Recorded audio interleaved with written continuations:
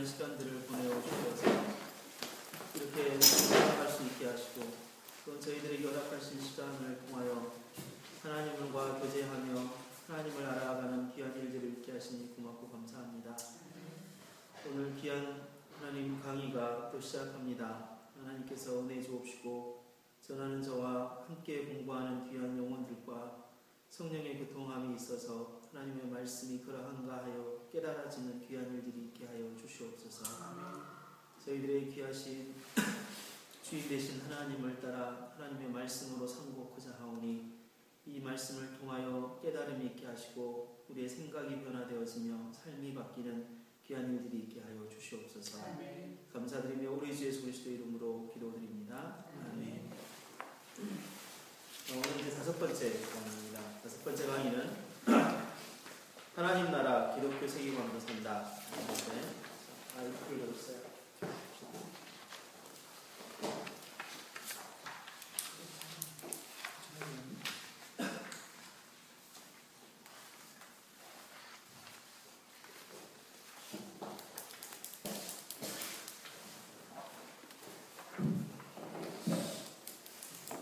첫 번째 시간인데 하나님 나라 기독교 세계관으로 산다. 우리는 그동안 하나님의 나라에 대해서 배웠습니다. 하나님의 나라는 하나님의 다스림을 받지 않은 곳이 없다. 이 말은 결국 하나님께서 이 세상을 창조하셨기 때문에 창조된 모든 피조물들이 하나님의 다스림을 받지 않는 피조물이 아무도 없는, 그래서 모든 영역, 그 다음에 모든 장소, 모든 시간들이 다 하나님의 통치를 받는다는 겁니다. 근데 이 하나님의 통치를 받는다는 것이 하나님께서 세상을 창조하신 원리였는데, 그 원리 가운데에 여기에서 이제 창조된 이 피조물들이 과연 하나님의 통치를 받고 있냐 이 말이에요. 여기에서 우리는 퀘스천 마크를 할 수 있다 이 말이에요. 하나님의 통치를 제대로 받고 있냐 라고 했을 때 하나님의 나라는 하나님의 통치를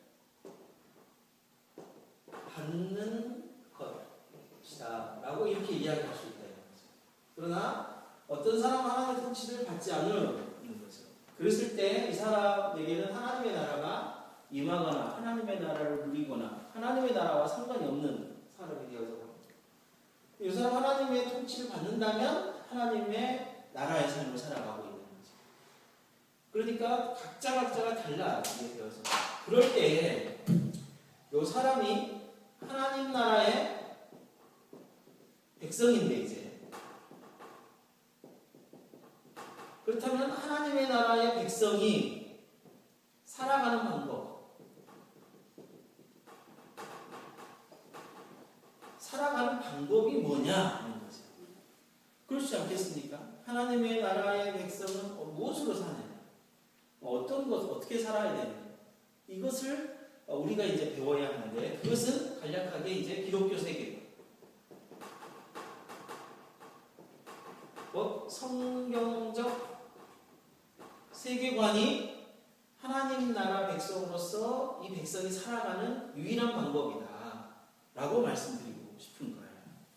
그랬을 때 그렇다면 기독교 세계관, 성경적 세계관은 뭐냐? 그냥 하나님 잘 믿고 살면 되지 않느냐, 말씀을 따라 살으라고 하니까 말씀을 잘 듣고 그 말씀대로 삶을 살아가는 것이 다지 않냐, 그러면 되는데, 그러면 뭐 더 이상 뭐 필요할 게 있겠냐? 맞아요. 더 이상 말씀 외에는 필요한 게 없죠. 그리고 그 말씀을 통해 역사하시는 성령을 의지해서 우리가 삶을 살아가는 것 더 이상은 뭐 없어요. 그게 딱 맞아요. 그런데 하나님의 말씀으로 따라 살아간다는 것이 뭐냐? 하나님의 말씀으로 따라 살아갈 때에 우리에게 뭔가가 분명하게 있을 것 같은데 그게 뭔지, 그리고 우리가 하나님의 백성으로 말씀을 따라 삶을 살아가는데 왜 이렇게 잘 못 사냐 이 말이에요. 늘 넘어지냐 이거죠.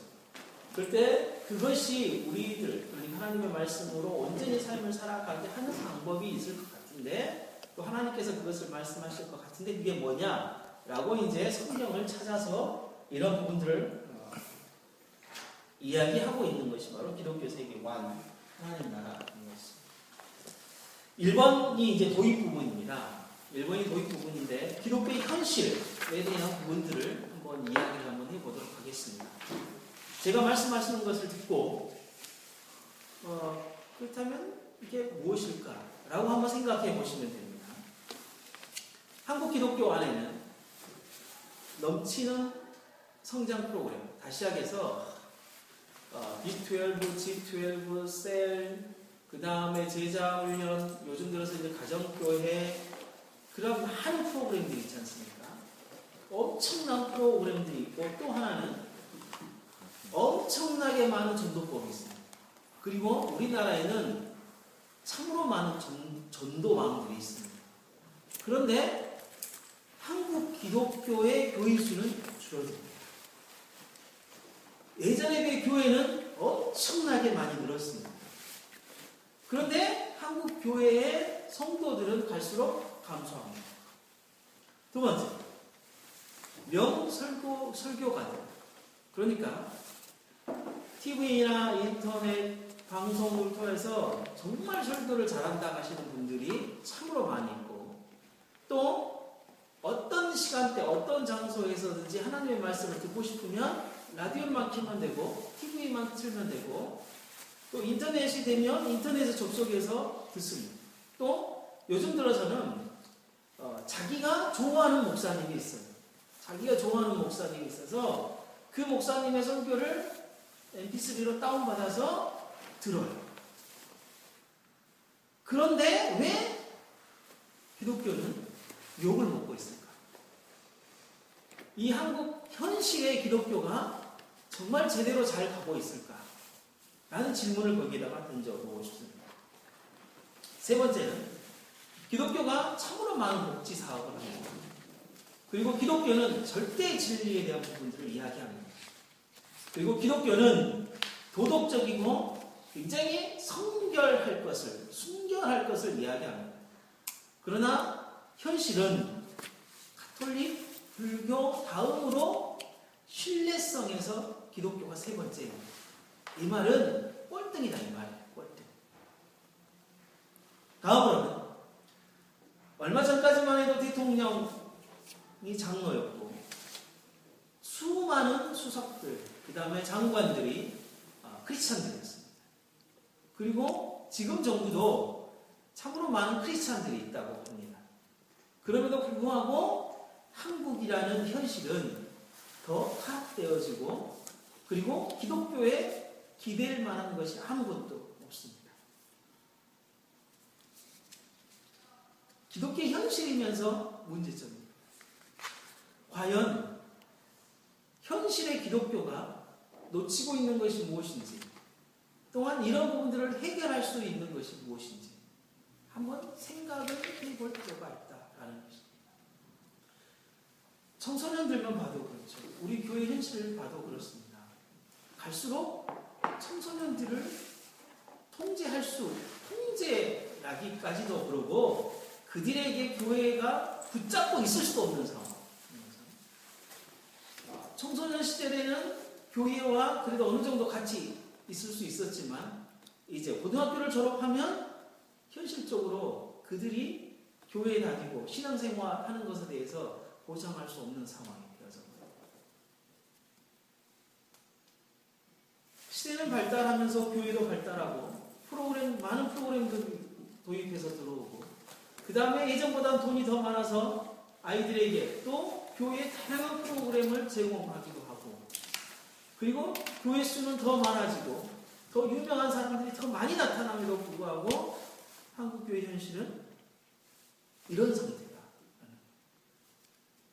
어디서부터 잘못되었고 이 문제를 해결할 수 있는 유일한 방법은 무엇일까? 라는 거죠. 저는 이 부분을 성도들이 하나님 나라에 대한 개념이 전혀 없을 뿐만 아니라 기독교 세계관, 성경적 세계관이 없기 때문이다 라고 저는 말하고 싶은 것입니다. 그렇다면 기독교 세계관이 무엇인데 한국교회의 현실을 그렇게 근본적인 원인을 기독교 세계관으로 잡느냐라는 것입니다. 2번을 한번 봐보십시오. 사람의 행동 양식은 무엇에 의해 결정되고 그것은 무엇인가? 그러니까 인식하고 행동하는 데 있어서 정말 중요하게 작용하는 것이 무엇일까라는 것입니다. 거기에 그림이 하나 있을 겁니다. 그림을 칼라로 뺐으면 좋았을 텐데 제가 순간 놓쳐버렸습니다. 프린트를 하고 나니까 빼있더라고요. 애완견입니다. 애완견이고 애완견이 차고 있는 목걸이입니다. 개 목걸이. 인데 이게 뭐냐면 액세서리입니다. 이게 시가로 1억 원 이상 넘는다고 합니다. 우리 집사님 개를 너무 좋아하시니까. 네. 그런데 이 개가 우리 앞에 있다고 생각을 해봅시다. 그리고 그 개가 1억짜리 목걸이를 하고 있습니다. 그리고 우리는 똑같이 그걸 보죠. 그럴 때 경제학자는 그 개, 1억짜리 개 목걸이를 하고 있는 그 개를 보면서 어떤 생각을 합니까? 외환견사, 그러니까 외환견을 이렇게 팔고 관리하는 그 사람이 그 개 목걸이를 보고 어떤 생각을 할까요?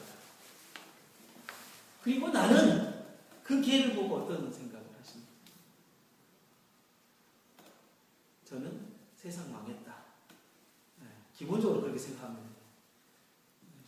망했다. 저는 누가 개를 이렇게 옷 입혀가지고 끌고 가는 것, 그것만 봐도 망했다. 이 생각이 듭니다. 뭔가 제 생각은 아니겠죠. 그걸 이야기하고 싶은 겁니다.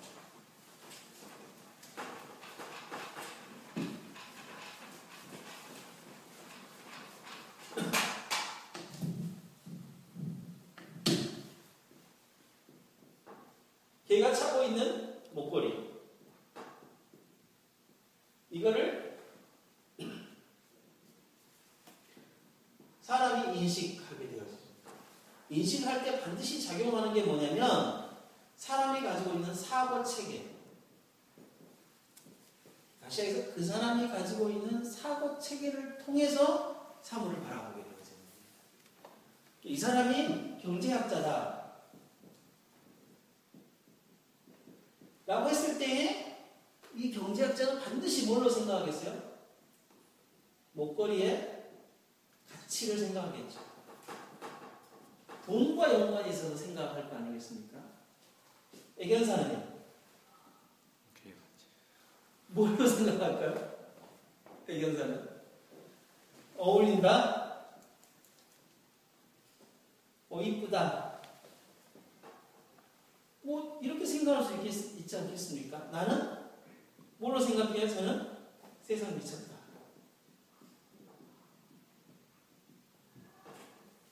생각하는 방식이 그 사람이 가지고 있는 사고 체계에 따라서 달라지지 않겠어요?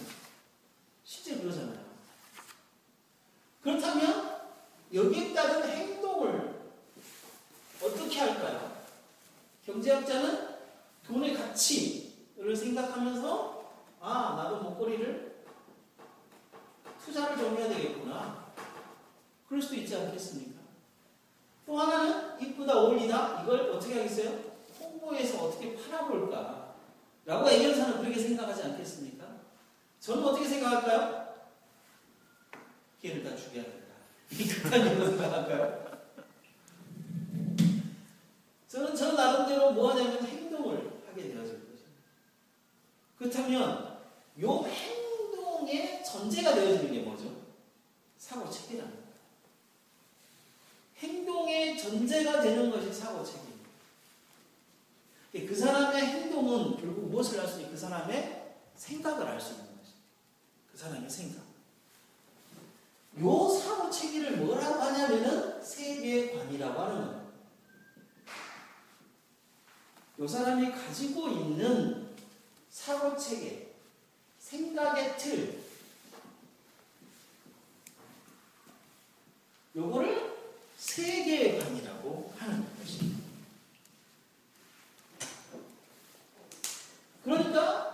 경제학자는 경제학자의 세계관을 가진 거죠. 애견사는 애견에 관련된 세계관을 갖고 있는 겁니다. 나는 정성록이라는 세계관을 가지고 있는 겁니다. 각자가 지금 세계관이 다른 거죠. 그렇다는 거예요. 그래서 2-1 사람은 사람마다 가진 사고체계를 세계관이라고 해요. 사람마다 가진 누구나 다 가지고 있겠죠. 이 사고체계는 그거를 세계관이라고 하는 것입니다. 단지 요거를 관이라는 관이라는 것을 붙였기 때문에 좀 어렵게 느껴질 뿐이에요. 근데 전혀 그렇지 않아요.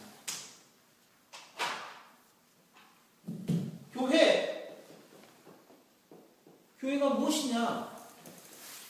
라고 질문을 던지고 그 질문에 대하여 뚜렷하게 이야기하는 게 뭐예요? 교회 관이에요. 그냥 관을 하나 붙인 거예요. 이게 약간 이론화 시킨 거죠. 우리가 생각하고 있는 거를 이렇게 좀 체계화시켜서 뭔가를 만들어 놓은, 이론적으로 뭔가를 만들어 놓은. 예? 내가 생각하고 있는 거를 글을 써가지고 교회란 이런 것이다. 라고 해놓는 것이 이제 뭐냐면 정성록의 교회 관이 되어집니다. 그러니까 그렇게 생각하시면 관이라고 해서 막 그렇게 어렵게 생각하시면 안 됩니다. 2-2 두 번째는 뭐냐면 세계관은 세상을 어떻게 이해하느냐라는 사고체계로 행동을 결정하게 됩니다. 잘 보세요. 경제학자가 가지고 있는 사고체계를 가지고 행동이 결정되어집니다. 애견사는 애견사가 가지고 있는 사고체계를 가지고 세계관을 가지고 행동이 결정되어지는 것을 보게 되어지죠. 보세요. 김대중 전 대통령이 가지고 있는 사고체계가 무엇을 만들어냈죠? 김대중 대통령만의 독특한 뭔가를 만들어냈잖아요. 그게 국민의 정부였습니까? 김대중 대통령이 문민의 정부, 국민의 정부. 네, 그렇죠.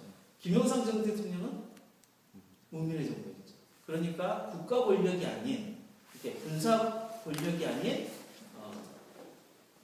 일반 사람들이 이런 것들을 해야 된다는 그 사람의 독특한 사고 체계가 형성되어지는 거죠.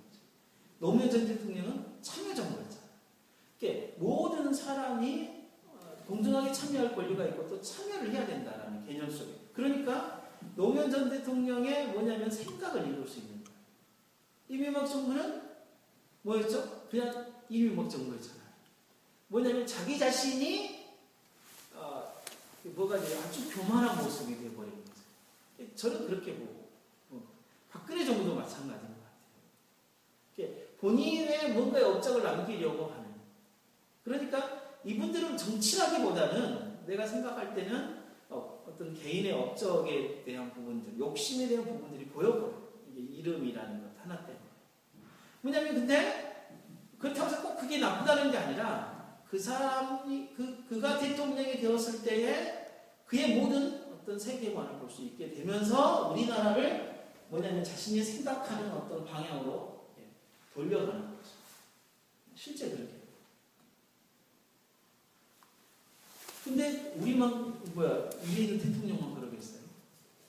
가정을 봐봐. 가정은 누구 세계관이 그 가정을 주도하죠? 엄마, 어떤 데는 아빠. 그죠? 목소리 큰 사람의 세계관이 그 집을 주도하게 되는 거예요. 근데 완전히 달라요. 그렇지 않겠어요? 여기서 세계관은 행동을 딱 결정하게 되죠. 행동. 근데 이 세계관은요, 수많은 뭐를 불러일으키냐면요, 충돌을 불러일으켜요. 이 세계관이 하나만 존재하면요, 세상은 편해요. 그러나 이 세계관은 모든 사람이 다 가지고 있어요. 그렇죠? 저하고 애견사하고 이 개에 대한 이야기가 하면 충돌이 일어나겠죠. 이거를 무슨 충돌이라 하면 세계관 충돌이라고 해요. 충돌은 엄청납니다. 이 충돌. 이게 우리가 쉽게 이야기하지만요, 이거는 엄청난 결과를 가집니다. 결국 뭐냐면 부부싸움도 무엇에 대한 충돌이에요? 세계관에 대한 충돌이에요. 아내가 가지고 있는 생각과 남편이 가지고 있는 생각이 달라요. 특히 자녀에 대한 것에서는 엄청난 많은 충돌이 일어날 수밖에 없어요. 아내가 생각하는 자녀 교육과 아버지가 생각하는 자녀 교육이 다르니까. 이거는 엄청난 충돌이에요. 콩국수를 먹는 방법. 저는 소금을 쳐먹었습니다. 신학교에 갔더니 너 어떻게 콩국수에 소금을 쳐먹냐? 아니 설탕을 쳐먹냐? 저한테 이제 설탕을 쳐먹는 소금을 쳐먹어야지 하고 한참 말이 많았습니다. 야, 전라도가 음식 최고로 잘하거든요. 전라도는 다 소금 쳐먹어. 아니 설탕 쳐먹어. 그러면서 막 이야기를 했어요. 막 10번을 더 했죠. 전라도 음식 그렇게 맛있지 않냐? 응? 그래서 전라도를 따라라. 설탕 쳐먹어라. 어떻게 비벼서 뭐 설탕을 쳐먹냐 하면서 난리가 난 거예요. 그래서 졸지에 저 혼자 설탕을 쳐먹고 저 혼자 이제 좀 이상한 사람이 됐죠. 정말 그랬어요. 우리 애들 데리고 말레이시아 갔을 때 말레이시아 선교사님이 서울분이에요. 토막이 우리를 안내해 주신 분이. 거기서 콩국수가 있는 거예요. 그래서 콩국수를 먹고 설탕을 달라고 해서 먹는데 이 선교사님 깜짝 놀란 거예요. 너 지금 나 놀리고 있는 거지, 너희들? 이렇게 이야기해. 너희들 나 지금 놀리고 있는 거지. 어떻게 콩국수에 설탕 쳐먹냐, 이것들아, 비려서. 그렇게 이야기해. 아닌데요? 설탕 쳐먹는데요? 난리 난 거예요, 거기서. 그 문화적인 충격을 말레이시아에 가서 한국 사람을 만나서 문화적인 충격을 오는 거예요. 그것뿐만 아니라요. 이게 나라와 나라 사이에서도 엄청난 게 차이점이 있어요. 교육이라는 타이틀 하나만 해봐도요. 미국은요. 교육하면 독립, 자립하는 것을 가르쳐요. 자립하는 거. 조카가 미국에서 와서 여름방학 때에 와가지고 여기서 한 달을 지내면서 한 달 반을 지내면서 자신이 이제 고등학교 이제 1학년이니까 숙제를 가지고 왔더라고요. 그래서 이제 이야기를 하면서 있는데 우리 아들이 이제 4학년이 있으니까 엄마가 숙제를 좀 봐주고 있었어요. 근데 이 조카가 놀란 거예요. 왜 숙제를 엄마가 봐주죠?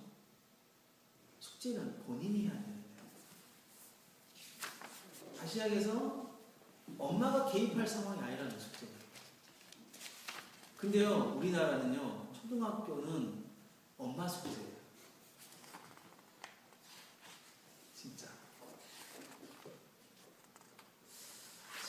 그래서 미국이라는 나라는요, 절대적으로 뭐냐면 아이의 독립, 그러니까 아이가 스스로 그것을 해낼 수 있냐고 하냐. 이것에 대한 초점이 상당히 많이 맞춰져 있어요.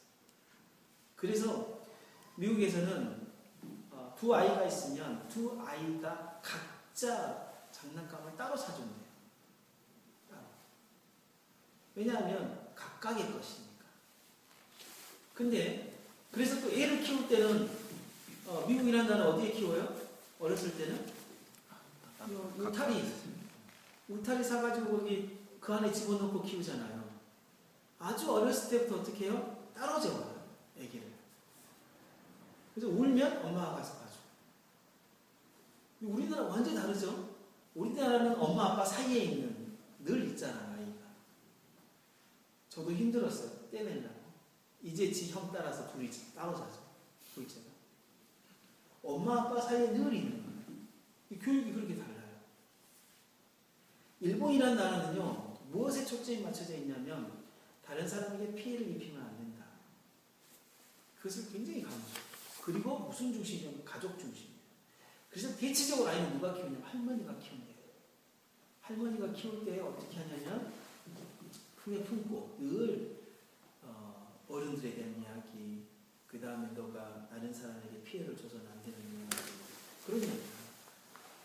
그리고 장난감을 사주면 두 명의 아이가 있으면 꼭 장난감 하나를 사준대요. 왜냐하면 같이 노는 거다. 너 것이 아니라 우리 가족 거다. 형제 거다. 이것을 이야기하고 사줘요. 일본이라는 나라도 미국과 교육이 다르고 또 우리하고 교육이 다르고 교육이라는 것은 나라를 건너뛰어서 엄청난 차이다. 그게 무슨 차이예요? 세계관 차이. 결국은 세계관 차이. 우리나라는 어떤 교육이에요? 이웃집 아줌마 교육이죠. 우리는 이웃집 아줌마들이 이렇게 이야기를 하면 귀가 쏠깃해가지고 우리 자식을 거기에 보내요. 이웃집 아줌마 교육을 하고 있는 것이 우리나라 현실이에요. 교육의 교장 아무것도 몰라요. 우리 엄마들. 어디를 보내야 우리 아이의 점수가 좋으냐. 요거를 두루 귀를 열어서 이렇게 쑥 들어요. 도립도서관을 갔는데 토요일날 아이들, 조그마한 아이들, 그러니까 미취학 아이들을 대상으로 10시부터 12시까지 이렇게 하는 프로그램이 있더라고요. 독서에 움직이는 뭔가 이렇게 프로그램인데 거기 한 12명 정도 아이들이 거기에서 수업을 받고 그 옆에 수업을 받고 집어넣고 그 로비에서 아줌마들이 12명이 앉아가지고 엄청나게 큰 소리로 이야기하고 이게 좋네 저게 좋네 막 그런 이야기를 해요. 거기에서 정보를 얻는 거예요. 그래서 어디가 좋다 하면 쩔쩔쩔 그리 가고 어디 학원이 좋다 하면 그리 가고. 그러니까 우리 아이들이 본인의 어떤 교육에 대한 가치나 어떤 방향성이 전혀 없는 거예요. 그러니까 우리 아이들이 이 학원 좀 다녔다가 점수가 안 오르면 떼어가지고 다른 그러니까 아이들이 뭐냐면은 점수 따로 다니는 거예요. 결국은 우리나라의 교육에 대한 정책 자체가 아예 없다는 거예요. 아예 없는 거예요. 물론 교육부가 해놓은 여러 가지의 어떤 교육 어떤 시스템이 있고 정책이 있는데 여기까지 그러니까 현장까지 오는 것은 거의 없다. 이게 결국은 뭐냐면은 세계관이 없는 거예요. 교육에 대한 세계관도 없고 그렇다. 암에 대한 이야기를 한번 해볼까요? 김의신 박사님 혹시 아세요? 김의신 박사님 아주 세계적으로 유명한 박사님인가 봐요. 미국에 계시고 그분이 그랬대요. 암을 진단했을 때의 반응이요. 미국하고 한국이 다르대요. 한국은 한국 사람이 진단을 받으러 오면 눈물부터 흘린대요. 암이라고 하면 눈물부터. 근데 미국 사람은 눈물을 흘린 적이 없대요. 암이라는 진단을 받으면 한국 사람은 무조건 직업부터 그만둔대요. 근데 미국 사람은 직업을 그만 안 두고 다시 어디로 가냐면 그 회사로 들어갑니다. 그래서 그 김의신 박사님이 곰곰이 생각을 해보고 물어보니까 세계 차이가 딱 하나가 있더라. 뭐냐? 죽음에 대한 차이다. 죽음에 대한 차이. 한국 사람은 이 세상에 사는 사람이 최고고 이 세상에 사는 사람도 사는 삶이 끝이라고 생각을 하는 거야. 근데 미국 사람은 그렇지 않아요. 이 세상의 삶이 끝이 아니라 그 다음 생을 기약을 한다는 거야.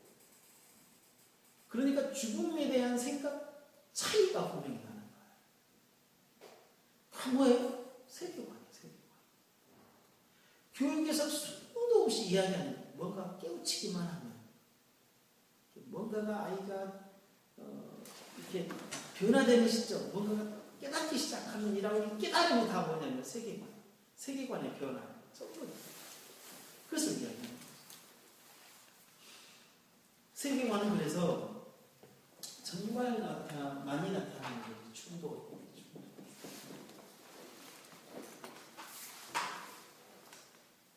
보수 대통령과 진보자들이 얼마나 많은 충돌을 했습니까? 노무현 전 대통령의 진보가 한국 보수 언론들과 얼마나 많은 충돌이 있었습니까? 사상법은 전부 다 충돌이잖아요. 그건 뭐예요? 생각하는 생각 자체가 틀리기 때문에 뭘 하나 바라보는 것 자체가 틀립니다. 용산 사건도 그랬잖아요. 진보에서는 그 참사로 보잖아요. 근데 보수에서는 사고로 보잖아요. 사고. 누가 잘못한 거야? 거기에서 대항했던 사람들이 잘못하겠네요. 그 진압하는 과정에서 생긴 사고뿐일 거야. 보수주의자. 진보주의자는 아니야. 그러니까 똑같은 사건을 바라보더라도 다른 거야. 완전. 그런 생각, 세계관이 차이돼요. 그럴 때 그것이 각자 그냥 진보만 있으면 충돌이 안 일어나요. 그러나 진보 보수가 같이 있기 때문에 충돌이 일어나요. 우리 교회 안에 우리가 지금 이렇게 모여있는 모든 사람의 생각이 다 각자 다르기 때문에 무엇 가지고 하나 의논하고 토론하면 여기에 뭐가 반드시 있을 수밖에 없어요? 충돌이 있을 수밖에 없어요. 이건 자연스러운 거예요. 그래서 그것을 합의점을 만들어서 끄집어내는 것이 이제 지혜로운 거예요. 근데 한국교회 대부분의 현실은 뭐예요?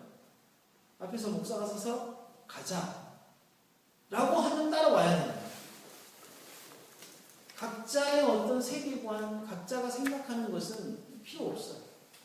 뭐냐면 목사가 어떻게 생각하냐, 당회가 어떻게 결정했냐, 여기에 좀 포인트죠. 그 전에 어떠한 이렇게 만들어가는 의견을 조율하는 이것 자체가요. 이다 시작. 그렇다면 세계관이 어떻게 형성되냐 이거예요. 세계관은 무엇보다 타고 가지고 태어난 거예요. 1차적으로. 그래서 대체적으로 보면 교사 엄마 아빠를 둔 자녀들이 교사로 좀 진출하는 경향이 좀 있어요. 사업을 하신 부모님 밑에는 사업하는 어떤 자녀들이 나오는 경우도 있고, 꼭 그런 것만은 아닌데 대보편적으로는 그런 뭐냐면 두 번째는 환경적인 측면도 있습니다. 그래서 타고난 어떤 세계관을 가지고 있을 뿐만 아니라 환경적인 부분이 이 세계관을 형성하기도 합니다. 세 번째는 뭐냐면은 세계관을 습득하고 교정하는 방법이 있어요. 뭐냐면 자라가면서 정말 멋있는 것을 봤어요. 이렇게 연예인이 정말 멋있게 뭔가를 하는 것을 봤다. 아니면은 자기가 평상시에 존경하는 선생님이 어떤 행동을 정말 멋있게 하고 말을 멋있게 했다면 이 사람에게 영향이 가는 거예요. 그리고 뭐냐면 교정해 가는 거예요. 근데 이거는 극히 일부예요. 많지 않아요. 흔하지 않아요. 대체적으로 세계관이 형성되어지는 것은 인간의 근본적인 문제에 닥쳤을 때, 내가 왜 살지? 지금 나에게 이 문제가 왔는데 왜 이 문제가 왔을까? 나에게 고통이 엄청나게 왔을 때에 이 고통은 나에게 왜 왔을까? 이게 왜 나를 이렇게 힘들게 하지? 하는 근본적인 문제에 부닥쳤을 때 그 문제를 해결하고 그리고 그 문제에 대한 해결점을 찾아가는 과정 중에 세계관이 형성되죠. 또는 주기적인 어떤 활동을 반복했을 때에 그 반복하는 것으로 말미암아 세계관이 또 생기기도 합니다. 또 어떤 사람은 이렇게 가지고 태어난 이게 천성이라고 하죠. 가지고 태어난 거예요. 그냥 남을 도와주는 것이 그냥 굉장히 편해요. 누가 막 도우라는 이야기도 하지 않았는데 돕는 것이 편해요. 그래서 막 그렇게 도와주는 거예요. 그런 것들은 보면 또 완전히 다른 거예요. 그러니까 세계관은 반드시 형성되어져. 형성. 그랬을 때 세계관의 종류와 세계관의 특징을 보면 세계관의 종류는 이 세상에 존재하는 사람의 숫자만큼 있어요. 이 세상에 존재하는 사람의 숫자만큼 세계관이 있습니다. 세계관은 그만큼 그렇게 많다고 봐야 됩니다. 같은 직업을 가지고 있다고 해도 생각이 다릅니다. 똑같은 교사 생활을 해도 그 교사 생활 10년을 해도 각자가 달라요. 생각하는 게 달라요. 자라온 환경, 직업, 타고난 재능 이런 모든 것들이 세계관을 다르게 만들어요. 세계관의 종류는 많되 그 세계관이 각각 다르다라는 것입니다. 세계관은 또 특징은 뭐냐면 세계관이 오래될수록 바뀌기가 어려워요. 제일 바꾸기 쉬운 사람이 누구냐면 리치아 가동입니다. 리치아 가동은 정말 바꾸기 쉽습니다. 두 번째로 바꾸기 쉬운 사람들이 초등학생. 그리고 바꾸기 쉬운 사람이 중학생들. 제일 바꾸기 어려운 사람들이 할아버지, 할머니들. 정말 바꾸기 어렵습니다. 안 바뀐다고 봐요. 거의 안 바뀐다고 봐요.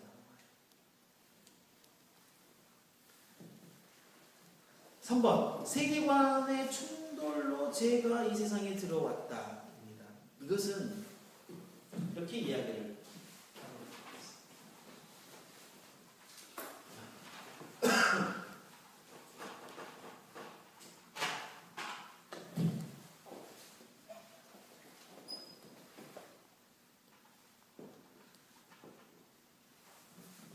선악을 알게 하는 나무. 하와가 여기서 이쁘게 있어요.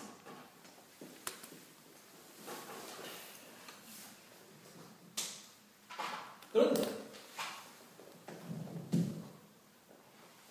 선악과에 대한 유일한 세계관은 뭐냐면 따먹지 말라,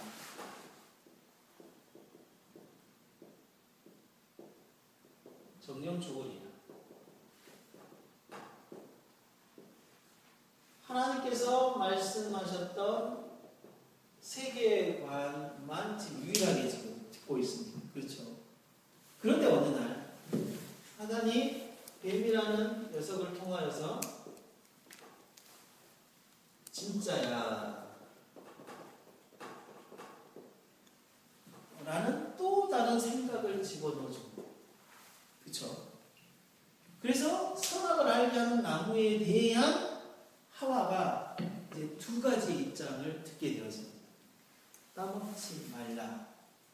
따먹어도 된다. 따먹으면 너가 하나님처럼 될 것이다. 두 개가 이제 공존하게 됩니다. 결국 죄는 하와가 무엇을 선택하는 거였어요? 사단. 세계관을 옮겨버리고 바꿔버리고 따먹고 하나님과 같이 되는 것이었어요. 물론 말씀에 순종하지 않는 거죠. 하나님의 말씀에 순종하지 않는 것이 죄죠. 세계관적 입장에서 생각하면 두 개가 충돌하는 과정 중에 하와가 하나님의 말씀을 선택하지 않고 사단의 말을 선택을 해요. 이제 세계관이 바뀌었고요. 그 다음에 정말 세계관은요, 사단의 나라와 하나님의 나라 사이에 충돌이 계속 일어나요. 사단은 하나님을 믿지 못하게 하는 세계관을 계속 집어넣어주고, 하나님의 나라는 하나님을 온전히 믿게 하는 세계관을 계속해서 집어넣어주고, 계속해서 충돌이 일어나요. 성경의 역사는 하나님의 나라와 사단의 나라의 역사 가운데에 하나님의 말씀을 따르게 하는 세계관과 하나님의 말씀을 따르지 못하도록 하는 세계관 두 개가 또 계속 그 밑자리 이면에 계속해서 충돌해오는 역사입니다. 이 역사는 정말 대단합니다.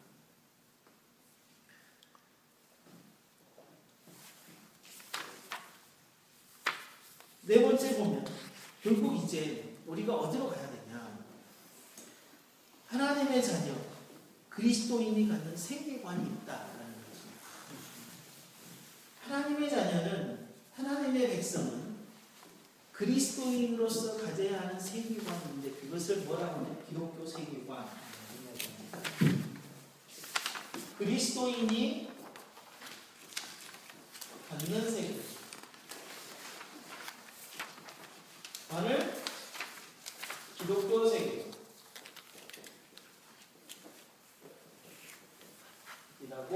한다는 것입니다.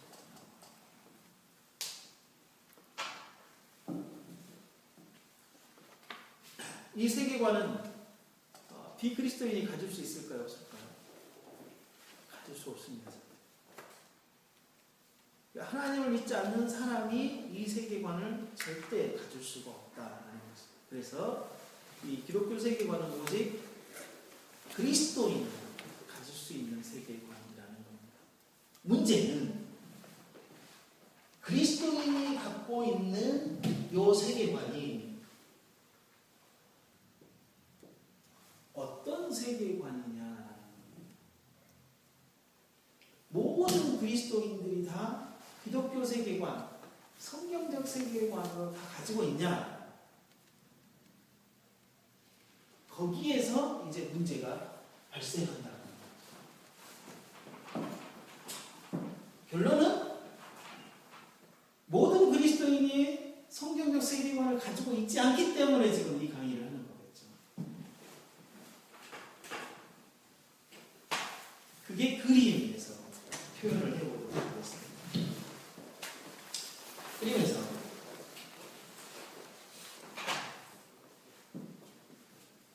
세상이 있습니다.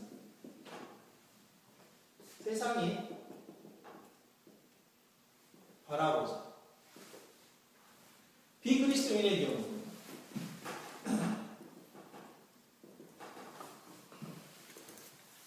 한국을 가지고 이야기했습니다. 한국 사람들이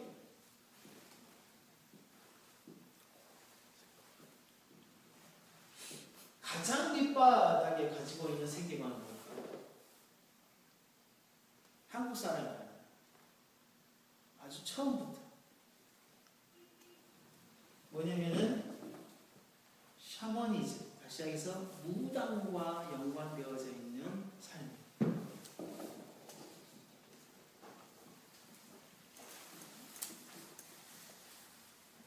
무엇이든지 간에 전부 다 뭘로 생각하냐면은 신으로 생각합니다. 예전에 영화를 하나 봤는데, 드라마를 내가 하나 봤는데, 이준기하고 그 아랑사또잖아. 거기에서 보니까 귀신 이야기잖아요. 그 여자 주인공이 집을 돌아다니면서 귀신을 찾아요. 장독대 귀신, 마루 아래에 있는 귀신, 지붕 위에 있는 귀신을 막 찾아요. 그게 뭐예요? 모든 곳에 다 귀신이 있다는 거예요. 그게 뭐냐면 샤머니즘 쪽에서. 그러니까 뭐 하나를 해도 전부 다 이것을 뭐에게 물어봐야 되는 거예요? 신에게 물어봐야 되는 거예요. 무당에게. 늘 물어봐요. 그러니까 우리나라 문화는 다른 거 다 빼더라도 일단 샤머니즘적인 생각을 가득 차 있어요. 이게 무엇과 연관이 있어요? 항상 샤머니즘은 복과 연관이 있어요. 복. 그래서 우리가 가장 흔히 쓰는 말 있죠? 발 떨지 말아라. 뭐 달아난다? 복 달아난다. 문턱 밟지 말아라. 복 달아난다. 이게 다 무엇과 연관이 있냐면 복과 연관이 있어요. 근데 아주 신앙생활 오래 하신 정말 인자하신 권사님이 발 떨지 말아라. 복 달아난다. 이런 이야기 안 하실까요? 하실 수 있어요. 왜냐하면 그게 무엇과 상관이 있다고 생각하나요? 샤머니즘적인 것이라고 생각을 안 해요.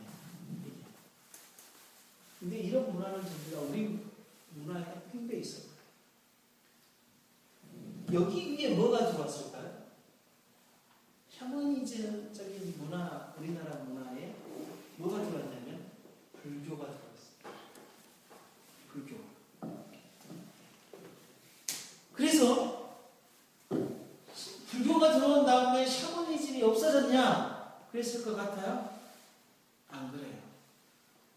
불교하고 샤머니즘이 뭐냐면 조인됐어요. 이게. 불교하고 샤머니즘이 조인되어서 이상한 것을 만들어냈어요. 그게 뭐냐면 이제 그 도갑사 있죠. 도갑사에 가면 도갑사 막 들어가면 삼성각 이렇게 정문에 세워져 있는 건물이 하나 있어요. 도갑사 정문을 딱 들어가면 그 정문에 세워져 모든 절은 그게 삼성각이라고 하거든요. 그 삼성각에는 이렇게 흉측하게 생긴 이렇게 상들이 있어. 그 상들이 세 개가 있는데 이렇게 삼성각이 있고 하나 둘 세 개가 있는데 세 개 중에 뭐가 있냐면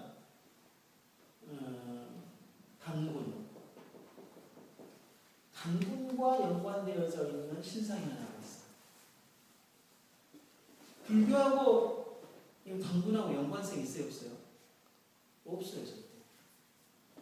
그래서 만의 한용운, 그러니까 3.1절 때 독립운동을 했던 그 한용운이 불교 신자네요. 그 사람이 뭐라고 했냐면 절에 있는 요 단군신상, 삼성각에 있는 요 단군신상을 제거해라. 기독교가, 이거는 불교가 아니다. 왜 이게 있느냐, 이렇게 얘기했어요. 인터넷 검색해 보십시오. 불교의 영향을 받은, 아니, 샤머니즘의 영향을 받은 불교 쳐보세요. 그러면 논문이 나와요. 불교의 샤머니즘이 쫑이 돼가지고 불교의 이상한 형태의 것들이 상당히 많이 만들어졌다.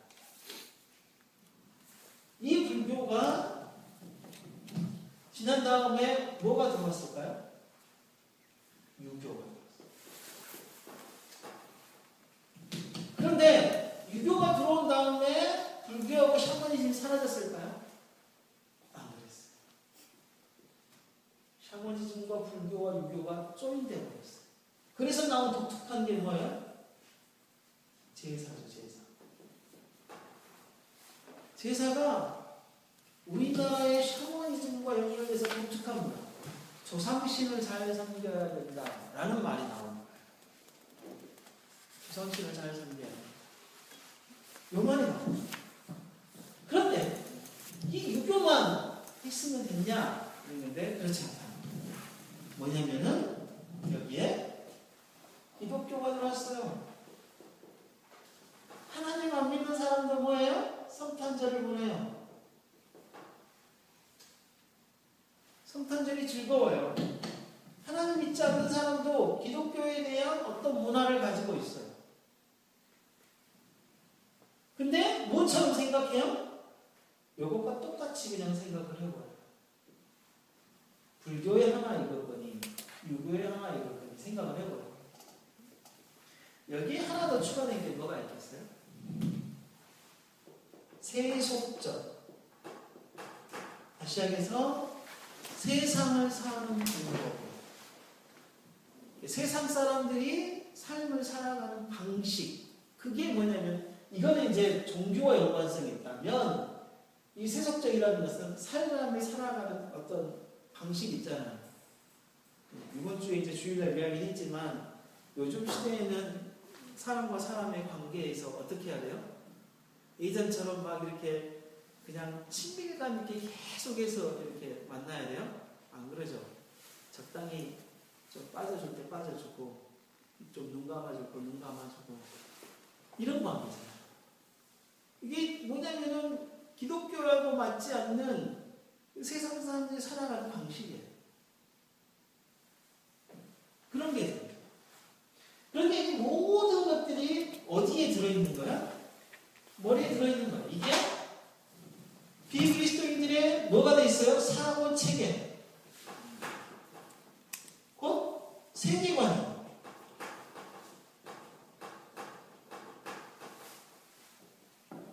하나님을 믿지 않는 사람들이 가지고 있는 세계관입니다. 그걸로 뭐예요? 세상을 바라봐요. 샤머니즘, 맨 처음에 샤머니즘으로 세상을 바라보다가 불교가 들어오니까 불교. 그 다음에 유교가 들어오니까 여기에다가 유교라는 것을 하나 더 집어넣어요. 그 다음에 여기에다가 뭐를 집어넣어요? 기독교를 하나 더 집어넣어요. 그 다음에 여기에다 뭐를 집어넣어요? 세속적인 것. 세상에 있는 세속적인 방법들을 집어넣어요. 다 집어넣어서 세상은 이런 것이다. 이렇게 사는 것이다. 자기만의 어떤 방식을 만들어 내게 되었어요. 그런데 여기에요. 비그리스도인 사고체계잖아요. 근데 여기에다가 빗장을 빼면은 이게 그리스도인의 사고체계. 이게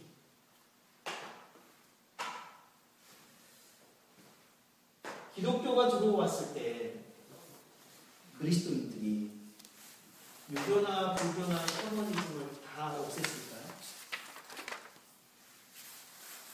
샤머니즘적인 생각, 그 다음에 불교적 생각, 유교적 생각을 다 제거했을까요?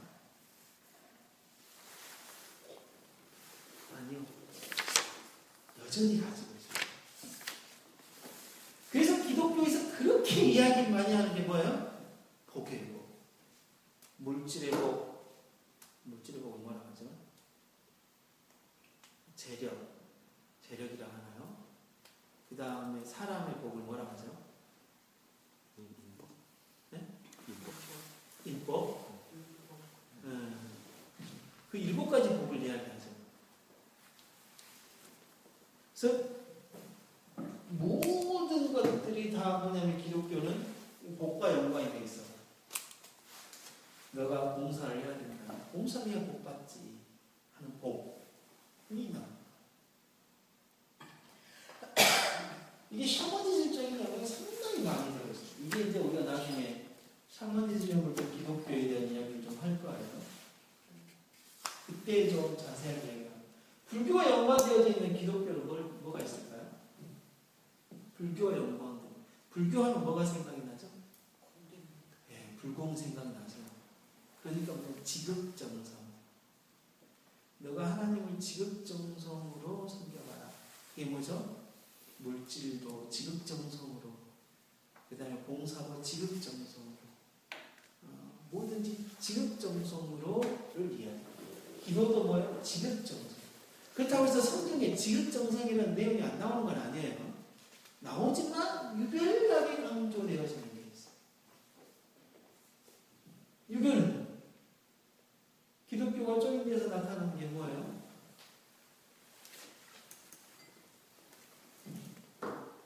제사와 연관되어 있는 거죠. 추도예배. 저는 개인적으로 추도 예배는 이거는 안 드렸으면 좋겠다라는 생각을 하고 있어요. 드릴 이유가 하나 없거든요. 근데 그걸 또 예배라고 붙일 수가 없어요. 죽은 사람을 위한 예배? 추도 예배잖아요. 근데 우리가 죽은 사람한테 예배를 해요? 오직 하나님에게밖에 예배를 하지 않잖아요. 용어 자체도 완전 이상한 거죠. 거기에 연관되는 게 또 뭐예요? 개업 예배. 개업과 연관돼서 무슨 예배가 있나요? 다른 건 부차하더라고요. 추도 예배만큼은 나는 한국 기독교에서 사라져야 된다는 생각이 들어요. 이거는 유교와 상당히 밀접한 연관성이 있습니다.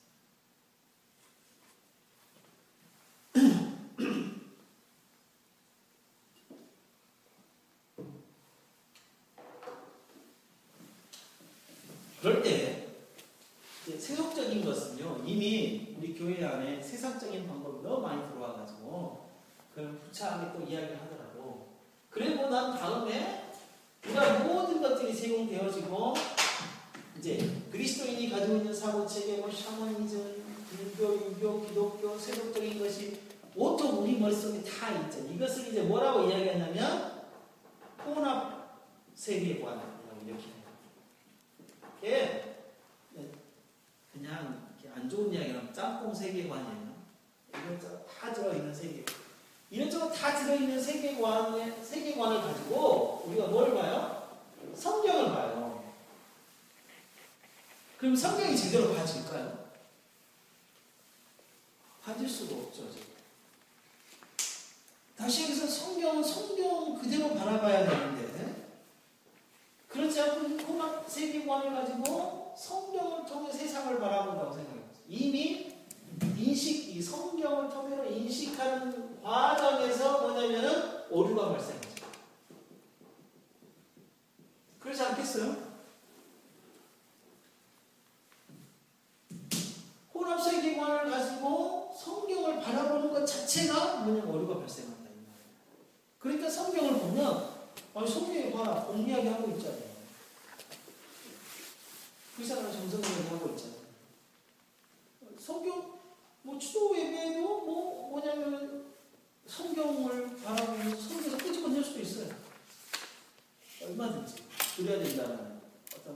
당위성을. 그러니까 뭐냐면은 성경을 제대로 인식하지 못하니까 그 결과가 나타나고 이러한 세계관이 결국 무엇을 표출해요? 행동을 나타냈을 때 결국 뭐냐면 현대 기독교가 되는 거예요. 현대 기독교, 현대 성도들.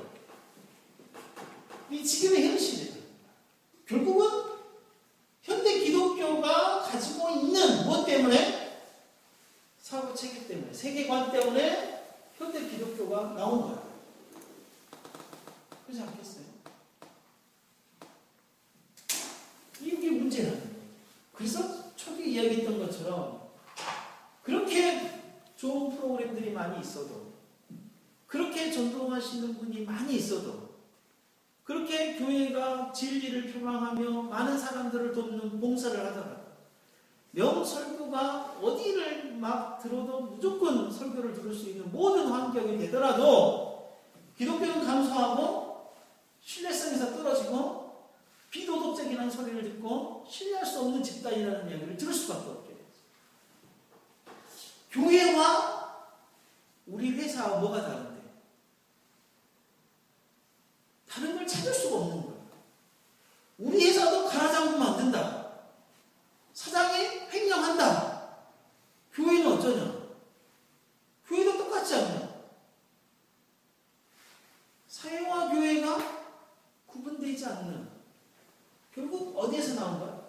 여기서 나온 거야. 그래서 결론적으로 뭐냐면 불교, 유교, 샤머니즘 것을, 세속적인 것을 다 빼고 그리스도인의 사고 체계가 오직 뭐야 된다? 기독교여야 된다. 그래서 성경이 여기 있는 게 아니라 성경이 어디 있어야 되냐? 우리의 머릿속에 들어야 된다. 우리의 머릿속에. 여기에 성경이 순수하게 자리 잡고 있어야 됩니다. 그래야만이 뭐냐? 우리의 그리스도의 사고체계로서 성경적 세계관을 통해, 기독교적 세계관을 통해 나오는 행동, 행위가 기독교적일 수밖에 없다. 성경적이다.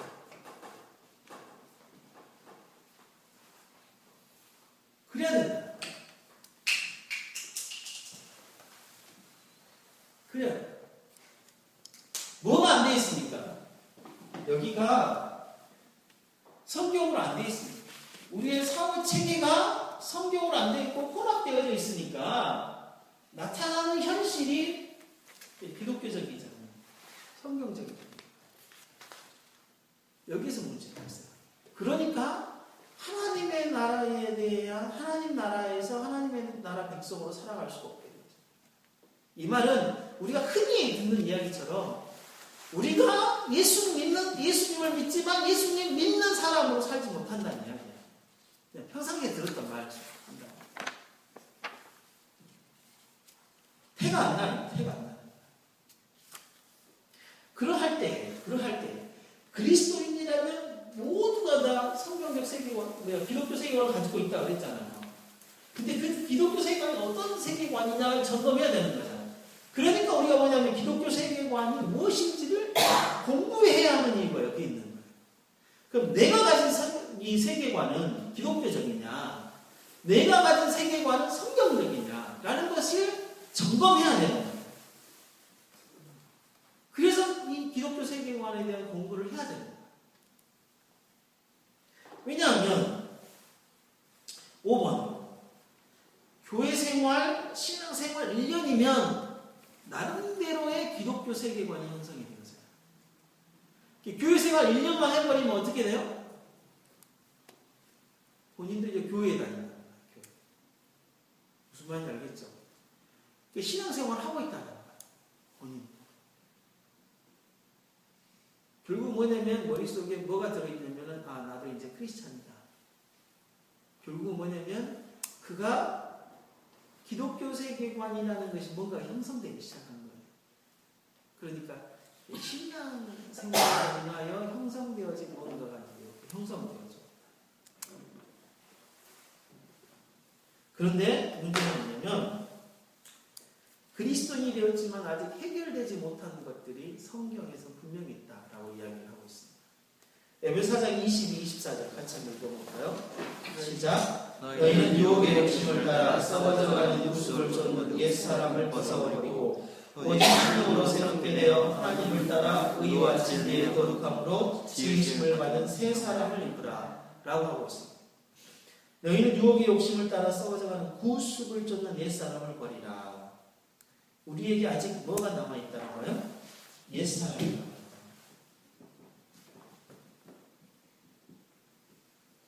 이게 뭐야? 이거는 구습을 쫓는. 구습이 뭐예요? 예수 그리스도를 믿지 않았던 시기에 가졌던 습관들이에요. 구습, 옛날 구습. 네, 옛날 습관들. 예수 그리스도를 믿지만 여전히 갖고 있는 습관들이에요. 고린도 3장 3절 읽겠습니다. 시작. 너희가 아직도 육신에 속한 자라 너희 가운데 시기와 분쟁이 있으니 어찌 육신에 속하여 사람을 따라 행함이 아니되요. 뭐가 있다 이 말이에요? 시기와 분쟁이 있다 이 말이에요. 고린도 교회 성도들에게 한 말이잖아요. 앞에는 에베소 성도들에게 한 이야기예요. 이미 그들이 그리스도인이지만 에베소 교인들에게는 옛사람이라고 하면서 너희들이 하나님을 믿지 않았을 당시에 가지고 있었던 습관들이 여전히 남아있다. 고린도 교회 성도들에게는 너희들이 하나님을 믿지 않았었던 옛 육신을 가지고 있다. 육신의 모습을. 그게 뭐다? 시기와 분쟁입니다. 라는 것을 이야기합니다. 이런 것들이 우리들에게 있기 때문에 그리스도인이 되었는 순간 모든 옛사람을 다 떨쳐버린 건가요? 성령이 우리 안에 딱 내주하는 순간, 우리가 세례를 딱 받는 순간 옛날에 살았던 더러운 습관들, 죄들을 다 떨쳐버린 건가요? 아니잖아요. 여전히 가지고 있지만 하나님이 우리를 그냥 의롭다고 그냥 불러준 거잖아요. 너는 그냥 내가 의롭다고 할게. 너는 내 자녀야. 내가 앞으로 내 자녀라고 불러줄게.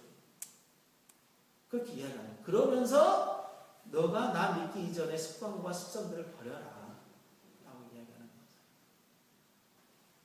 우리 그리스도인들은 해야 될 게 있다는 말이에요. 뭐죠? 우리가 아까 가지고 있었던 샤머니즘, 불교, 유교, 그 다음에 세속적인 이 모든 것들이 다 뭐예요? 이게 구습이죠.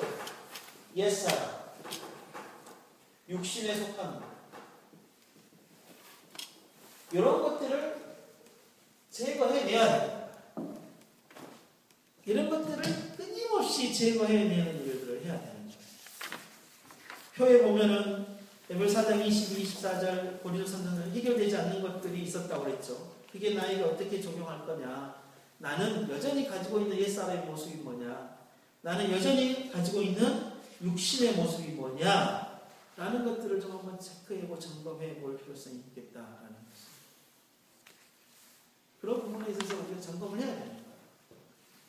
그래야만이 아직 내가 내 안에 남아있는 육신의 모습이 뭐지? 내가 여전히 남아있는 옛사람의 모습이 뭐지? 이게 늘 점검이 돼야 돼요.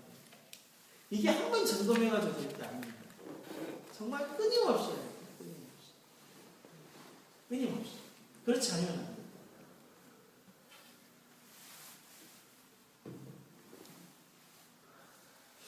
요즘은 저는 이 옛사람이 늘 나오는 게 돈입니다. 네, 나와요. 네, 돈이 요즘 너무 제가 막 필요하다고 생각을 하니까 나온가 봐요. 5-. 그리스도인을 만남으로 그리스도인이 되는 것이 중요하지만 그리스도인이 되고 난 이후가 더 중요하다는 것입니다. 다시 이야기해서 그렇죠. 우리가 세속적인 세계관을 가지고 있고 유교적 세계관, 불교적 세계관, 샤머니즘적 세계관을 여전히 가지고 있는 상태에서 우리가 하나님의 자녀가 됐습니다. 의인이 됐습니다. 그러잖아요.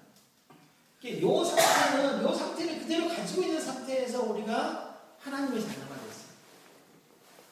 그런데 이제는 뭘 이야기하고 있냐면 요것 자체가 되었다는 것이 중요하지만 이제 앞으로 된 사람은 그러니까 의인이 된 사람, 하나님의 자녀가 된 사람, 앞으로 더 중요한 게 뭐냐? 이제 그리스도인으로 어떻게 삶을 살아갈 거냐. 이게 중요하다. 저번 시간에 이야기했던 것처럼 성경 이렇게 두꺼운 것에서 예수 그리스도를 믿으면 구원을 받는다는 내용을 그냥 글로써 정리한다면, 분량으로 한다면 3장 이내에 어떻게 다 정리되어 버려요. 성경 이렇게 두꺼운 거예요. 3장이면 예수 그리스도를 하나님께서 보내기로 작정을 하시고, 그리고 약속에 의해서 예수 그리스도가 왔고 하는, 그래서 예수 그리스도를 믿고 구원을 받아야 되는, 예수 그리스도로만 구원을 받아야 되는 이야기는 3장 이야기면 다 끝나버려요. 근데 그 3장 외에 나머지 분량이 다 뭐예요? 예수 그리스도를 믿고 난 다음에 어떻게 믿을 거냐, 어떻게 살 거냐, 그 내용이에요. 그게 참으로 중요하다.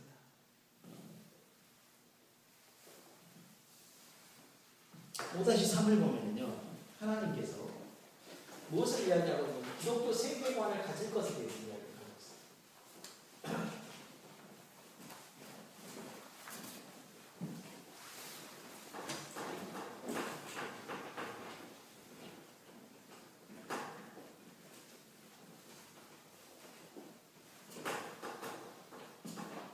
기독교 세계관을 위해서 가질 것을 이야기하고 있거든요. 봐보세요. 여기가 이제 지도입니다. 지중해. 그리고 난 다음에 여기가 사우디아라비아. 여기가 바람과 있고, 여기가 이제 사우디아라비아죠. 그러면 이쪽 근경에 뭐가 있냐면 사해가 있고, 이쪽 근경에 뭐가 있냐면 요단강이고, 여기가 갈릴리다. 여기 지금 이스라엘 땅을 표시해 놓은 겁니다. 여기가 애국입니다. 여기가 고센 땅으로서 라암셋에서 이스라엘 백성들이 출애굽을 해가지고 홍해 바다에서 출애굽을 하고 이쪽으로 이렇게 타고 와서 여기가 뭐가 있냐? 시내산이 있어요. 여기가 시내산이 있어요. 이 시내산에서 성경으로 보면 여기가 출애굽기 19장에서 이 시내산에 도착합니다. 그리고 출애굽기, 레위기, 민수기 10장, 민수기 10장까지 여기에 있습니다. 이 기간이 약 1년입니다. 1년. 이 1년의 기간 동안 뭐 하시냐? 출애굽기 20장, 이게 뭐냐면 10계명이에요. 10계명이 나오고, 그 다음에 레위기, 그리고 민수기. 이제 민수기는 뭐냐면은 진, 그러니까 성막을 중심으로 이스라엘 백성은 어떻게 움직일 것인가. 그러니까 이동, 진의 이동, 성막의 이동, 이스라엘 백성들의 이동에 대한 이야기를 나오고, 레위기는 우리가 잘 아는 것처럼 율법에 대한 이야기 나오고, 10계명의 이야기 나오고. 그러니까 뭐냐면 이 시내산 약 1년 동안 있으면서 뭐냐면은 뭘 체결해요? 이스라엘 백성들과 헌법이라는 것을 체결해요. 나라에서는 반드시 있어야 할 게 헌법이잖아요. 이스라엘 백성들과의 뭐를 체결하셔요? 법을 체결하신다. 법도. 이 대한 이야기가 오늘 지금 이 부분을 이야기하고 싶습니다.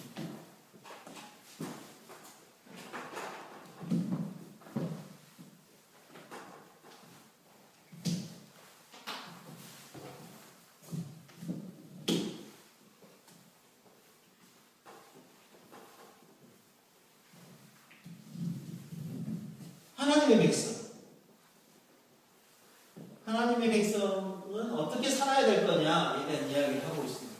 그게 뭐냐면 레위기 18장 1절에서 5절 말씀인데, 여기는 1.3절부터 5절까지 나왔습니다. 같이 한번 읽겠습니다. 시작. 너희는 그거하던 애굽 땅의 풍속을 쫓지 말며 내가 너희를 인도할 가나안 땅의 풍속과 규례도 행하지 말고 너희는 나의 법도를 쫓으며 나의 규례를 지켜 그대로 행하라. 나는 너희의 하나님 여호와니라. 너희는 나의 법도와 규례를 지키라. 사람이 이를 행하면 그로 인하여 살리라. 나는 여호와니라. 뭐냐면 하나님의 무엇과 무엇을 따르라? 법도와 규례죠. 규례를 따르면 뭐 하겠다 이 말이에요? 너희가 살 것이다. 생명과 연관된 이야기를 하잖아요. 그렇죠? 살 것이다. 그런데 먼저 뭔 이야기하고 있어요? 광야에서. 이스라엘 백성들에게 지금 이 시점에서 무엇을 요구하고 있어요? 무엇을 요구하고 있어요? 너희는 그 거하던 애굽 땅의 무엇과 무엇을 쫓지 말고 풍속을 쫓지 말고 내가 너희를 인도할 가나안 땅의 풍속과 규례도 쫓지 말라. 그렇게 이야기를 하죠. 광야에서 뭘 하냐면 애굽에서 너희가 살았던 풍속과 애굽의 풍속과 규례를 뭐하지 말아라? 쫓지 말아라. 그렇게 이야기하죠. 여기에서 살았던 거예요. 여기에서 살았던 거. 그렇죠? 여기에서 몇 년을 살아요? 430년을 살잖아요. 430년. 그리고 430년은 4세대. 그러니까 한 세대를 30년을 잡아도 그러면 몇 세대예요? 10세대가 넘잖아요. 10세대가. 10세대가 넘는 삶이면 이 사람들이 애굽 사람들이에요? 이스라엘 사람들이에요? 애굽 사람들이잖아요. 애굽과 풍속과 규례를 다 따르는 거잖아요. 그렇게 삶을 살았던 사람들인데 하나님께서 무엇을 요구하고 있다고요?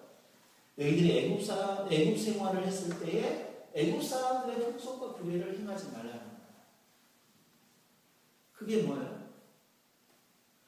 애굽은 그때는 가장 큰 강대국이 아니에요. 그 강대국이 가지고 있는 우상이잖아요. 우상.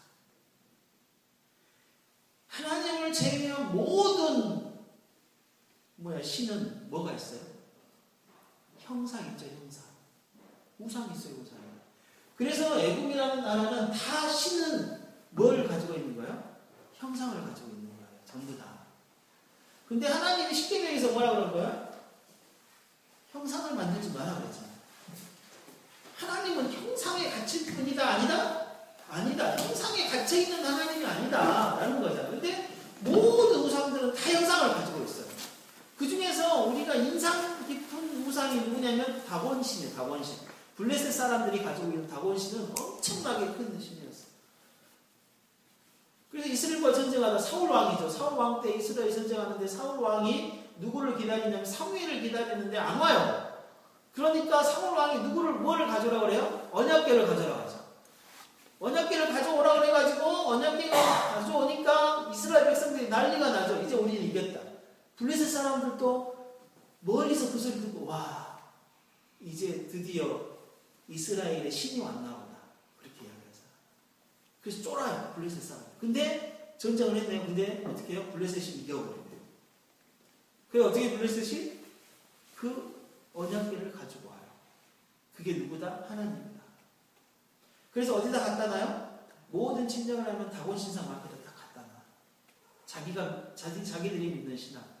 그래서 전쟁을 일으켜서 그 민족이 지면 그 민족의 신을 가져와서 다곤 신상 아래에 딱 놔요. 왜요? 자기 신이 위대하다. 엄청나게 큰 다곤 신상 앞에 하룻밤 저녁이었더니 언약궤가 앞에 있고 다곤 신상이 무너져 버렸어. 쓰러져 버렸어. 그래서 다시 이렇게 세워놓고 놔두는데 그 다음날 쓰러져서 목이 부러지고 팔이 부러지고 해버렸어요. 언약궤가 신이 아닌데도 그렇게 되어서 다시 시작해서 모든 우상을 믿는 모든 사람들은 신은 다 뭘 가지고 있다? 형상을 가지고 있다고 생각하는 거예요. 이스라엘 백성들이 모세가 이 시내산 위로 올라갔어요. 하나님의 말씀을 받으러 올라갔어요. 하나님의 말씀을 받으러 올라갈 때 여 위에가 뭐 있냐면 먹구름이 잔뜩 끼었어요. 하나님이 모세에게 말씀하실 때 요 아래에서는 뭘 봤냐면 천둥 번개를 본 거예요. 하늘이 시커멓죠. 모세는 올라갔죠. 올라간 모세는 안 내려오죠. 천둥 번개는 막 치기 시작을 하죠. 이스라엘 백성들이 뭐라고 생각한 거예요? 모세가 하나님이 모세에게 화났다. 모세는 죽었다. 우리가 두렵다. 밑에 있는 아론에게 부르죠. 우리를 인도하신 하나님께 예배하련다. 우리를 인도한 하나님을 달라. 우리가 제사하겠다. 예배하겠다. 그렇게 이야기해요. 그러니까 뭐라고요? 아론이 모든 금을 가져와라. 가지고 뭘 만들어내요? 금송아지를 만드는 자. 왜? 이게 하나님이에요. 애굽에서 400년간 넘게 살았던 이스라엘 백성들이 신은 무엇을 가지고 있어야 된다? 형상을 가지고 있어야 된다. 애굽의 풍속과 규례를 버렸어요? 못 버렸어요? 못 버립니다. 안 맞아요. 민수기 11장 보자. 한번 이스라엘 백성들이 광야에서 어떤 삶을 살았는지 민수기 11장 5절 같이 한번 읽겠습니다. 시작. 우리가 애굽에 있을 때는 값없이 생선과 오이와 참외와 부추와 파와 마늘을 들고 것이 생각나거든. 예, 애굽에서 이스라엘이 광야에서 삶을 살다가 얼마나 힘들었어요. 그러니까 애굽에 무엇이 생각나는 거예요? 풍속이 생각나는 거예요. 먹을 것에 관련된. 애굽에서 먹었던 생선, 왜 참외죠? 수박, 부추, 파, 마늘 이런 것이 생각나요. 왜? 뭐만 먹고 있어요? 하나님이 날마다 공급하시는 만나.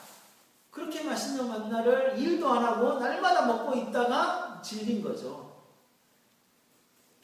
그래서 달라는 것이 뭐냐요? 애굽에서 먹었던 걸 달라. 뭐에 아직도 있어요? 애굽의 풍속에 아직도 깔려있네요.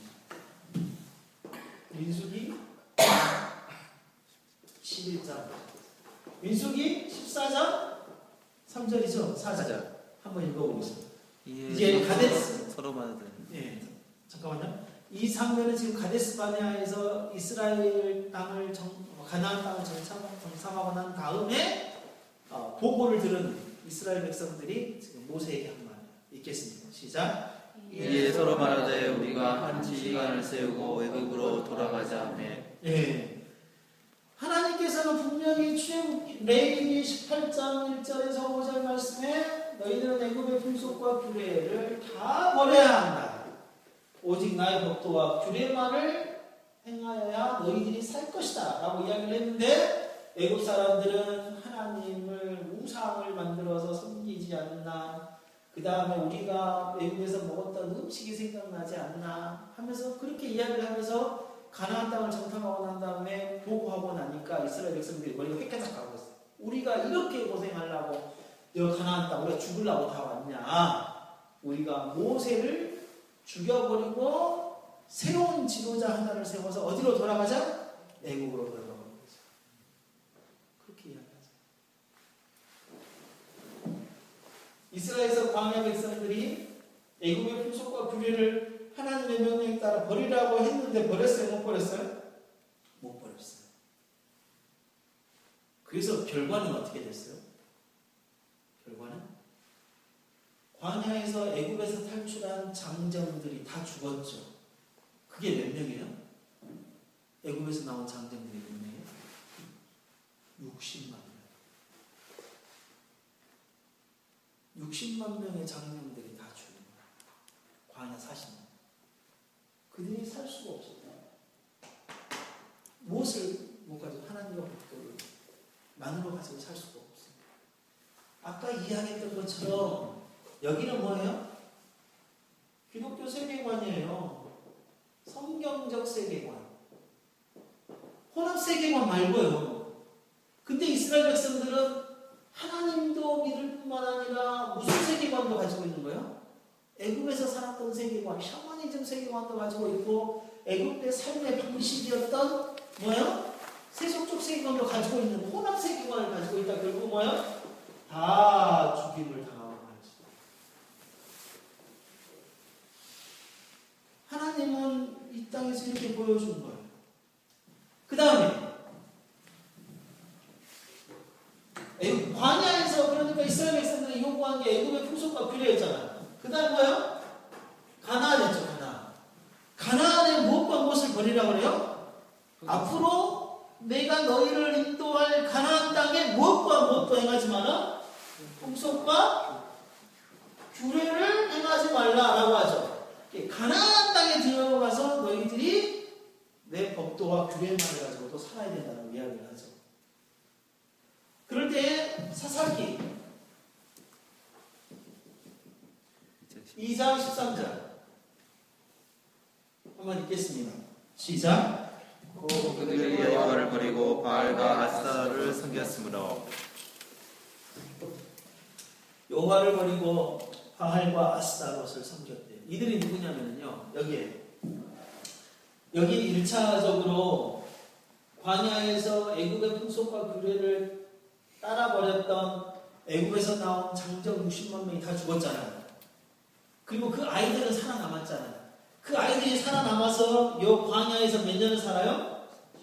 또 40년을 살잖아요. 그래서 40대가 돼서 장성하잖아요. 40대 이상 그럴 거 아니에요. 그리고 이 사람들이 어디로 들어가요? 가나안 땅으로 들어가잖아요. 근데 가나안 땅에 들어간 요 사람들이 광야에서 하나님의 법도와 규례를 따르지 않으면 다 죽는 사실을 눈으로 목격했잖아요. 그래서 가나안으로 들어갔잖아요. 근데 가나안으로 들어간 이 사람들이 성경에 사사기에 보면 뭐라고 이야기하냐면 1장 2장 요 앞에서 뭐라고 이야기하냐면 요 시대에 살았던, 그러니까 40년 광야 시대에 살았던 사람들과 장로들과 여호수아가 죽고 나니까 요 자녀들을 뭐라고 하냐면 다른 세대가 되어서 그렇게 하네요. 아버지 세대하고 자녀들이 완전히 다른 세대가 되어서 여호와를 버리고 바알과 아스타롯을 섬겼다라고 이렇게 해요. 우리들만 지금 중요한 게 아니에요. 누가 중요해요? 우리 자식들이 중요해요. 우리 다음 세대들이 중요해요. 교회의 존재 목적이 하나가 뭐예요? 장년들이 신앙생활을 하면서 교제하고 누리고 그러라는 곳이 아니에요. 물론 그게 그 교회 공동체 안에 포함이 되지만 그 교회 공동체가 결국 뭐 하라고? 당신들의 다음 세대들을 신앙으로 좀 잘 키우라고 그런 역할을 하는 거예요. 우리는 정말 제대로 잘 믿고 잘 살았는데 우리 자식들이 사사기에 나오는 다른 세대가 되어서 여호와를 버리고 바알과 아스타롯을 섬기는 세대가 된다고 생각해 보십시오. 정말 이거는 큰일 나요. 이러한 가나안에서 계속 삶을 살아가다가 이런 삶을 계속 반복하죠. 열왕기하 17장 33, 34절 한번 읽어보도록 하겠습니다. 시작. 역시 그들이 여호와도 경외하고 또한 어리서부터 옮겨왔든지 그 민족의 풍속대로 자기들의 신앙을 지켰더라. 그들이 오늘까지 이전 풍속들에 행하여 여호와를 경외하지 아니하며 또 여호와께서 이스라엘이라 이름 주신 야곱의 자손에게 명령하신 율례와 법도와 율법과 계명을 준행하지 아니하는도다. 이 사람들이 결국 어떻게 했다고요? 하나님의 법도와 규례와 율례 이런 것들을 지켰다 안 지켰다? 안 지켰다. 안 지켜버렸어요. 어디에서? 가나안에서. 결과가 어떻게 됐어요? 결과가 나라가 망하죠. 이스라엘은 나라가 망하고 포로 생활을 하죠. 그리고 어떻게 합니까? 이스라엘 백성들에게 하나님께서 더는 뭐를 행하지 않으셔요? 구원을 허락하지 않고 누구에게? 이방인에게 옮기셔버리죠. 남은 자 하나님의 구원을 옮기셔.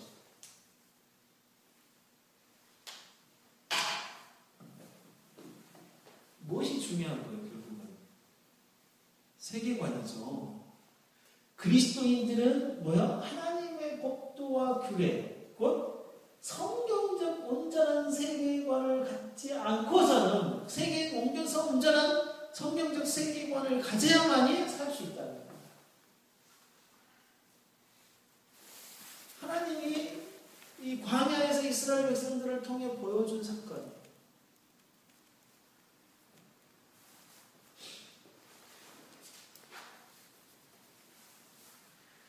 그래서 기독교 세계관이 그렇게 중요하다라는 것입니다. 그렇게 중요합니다.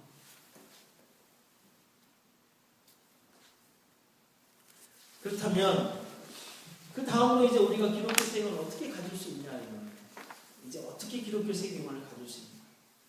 고린도서 3장 10절 말씀을 같이 한번 읽겠습니다. 시작. 새 사람을 입었으니 이는 자기를 창조하신 자의 형상을 좇아 지시기까지 새롭게 하심을 받은 자니라. 예, 새 사람을 입었으니 이는 자기를 창조하신 자의 형상을 좇아 지시기까지 새롭게 하심을 입은 자니라. 삶, 인생, 인간에 대한 근본적인 질문에 대해 성경을 근거로 답을 찾아야 하는데 우리가 무엇보다도 새로운 사람이 되었다는 사실을 좀 인식하면 좋겠습니다. 예수 그리스도를 믿음으로 말미암아 우리가 새로운 사람을 입었다. 새로운 사람이 되었다. 그러니까 우리는 하나님을 믿지 않는 사람이 아니라 하나님을 믿게 되었을 때 그 믿음으로써 새로운 사람이 되었다는 사실. 그 새로운 사람은 새로운 무언가를 할 수 있는 사람. 그것에 대해서 우리가 명확하게 해야 합니다. 그러할 때에 인간은 새로운 사람이 되었을까? 새로운 사람이 되었다고 했을 때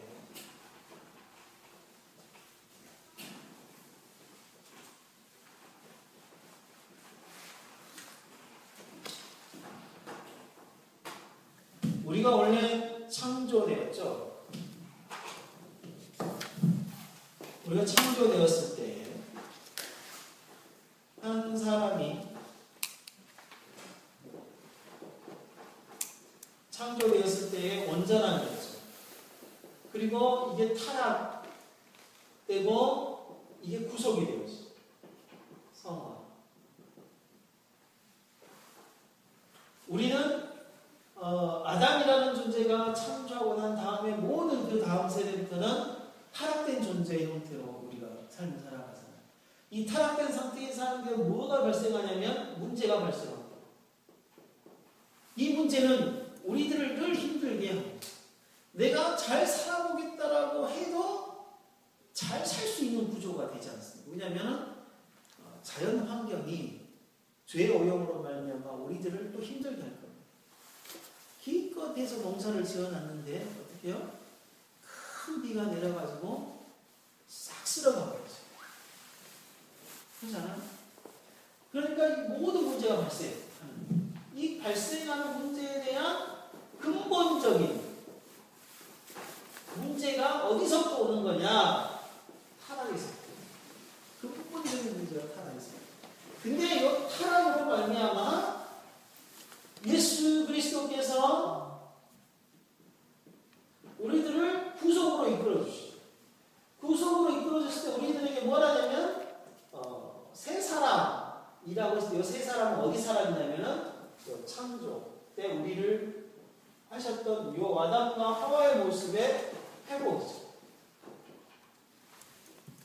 우리를 이렇게 회복시켜 주십니다. 이게 뭐냐면 어떤 부분에서 회복이냐?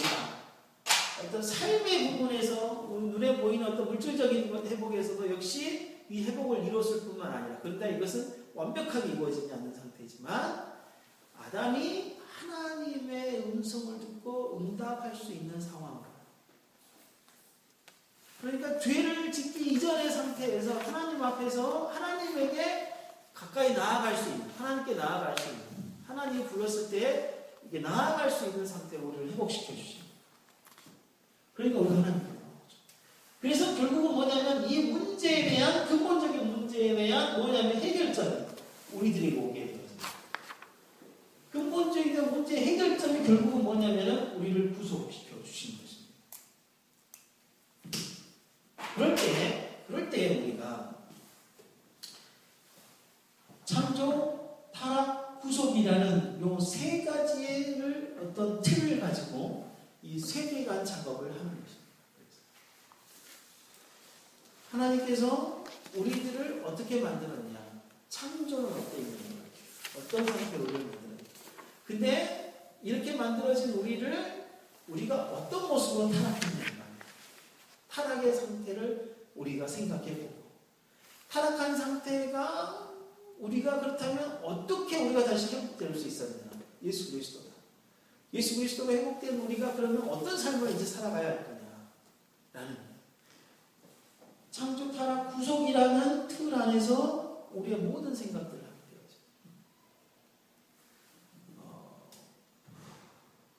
하나를 그냥 이야기한다면 그렇게 해봅시다. 우리의 몸, 건강, 이제 이야기해 봅시다. 건강. 하나님께서 원래 타락 이전의 상태 우리를 만드실 때 하나님은 우리들을 건강하게 만드셨죠. 질병이 없게 만드셨을 거 아니에요. 그러할 때 타락으로 말미암아 우리에게 발생된 문제가 뭐였어요?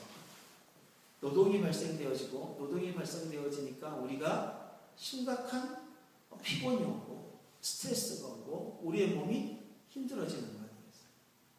그래서 예수 그리스도를 믿음으로 말미암아 그럼 이 문제 해결되느냐? 그게 아니라 뭐냐면 하나님 우리를 창조했을 때에 우리의 상태는 영원토록 사는 존재들이었다. 그렇다면 하나님께서 우리들에게 보여주신 육신의 문제가 다가 아니구나. 결국은 우리가 생각하는 영혼의 문제가 있겠구나. 영혼의 문제로 이제 구원받은 사람이 성화된 사람이 이제 바뀌어가게 되죠. 그랬을 때 인생에 대해서 새롭게 자기 몸에 대해서 새롭게 뭔가를 정립하게 되죠. 결국 무엇과 연관이 있어요? 새 사람을 입었으니 이는 자기를 창조하신 자의 형상을 쫓아 지식에까지 새롭게 함을 입게 되어집니다. 다시 이야기해서 생각이 성경적인 생각을 할 수 있는 상황으로 바뀌게 되어집니다. 하나님을 두고 이제 생각을 해볼 수 있는 여지가 생긴 거예요. 이 구원이에요. 그만큼 구원을 받았다라는 존재, 구원을 받았다라는 상황이 엄청난 변화를 일으키는 거죠. 엄청난 변화. 그러나 하나님을 믿지 않는 사람들은 이런 근본적인 어떤 문제에 대한 해결점에 대한 제시를 정확하게 할 수가 없어요. 그게 이제 문제가 되죠. 두 번째는 뭐냐면, 그래서 기독교 지성, 아까 지식이까지 새롭게 되어졌다고 했을 때 기독교 지성을 회복해야 됩니다. 기독교 지성이라고 했을 때 아주 막 고급스러운 그게 아니라요. 하나님이 우리를 왜 만들었을까? 창조, 그렇다면 왜 문제였을까? 타락, 그럼 이걸 어떻게 회복해야 될까? 구속이라는 관점으로 생각할 수 있게 되어졌다는 거예요. 그리고 그렇게 생각하라는 거예요.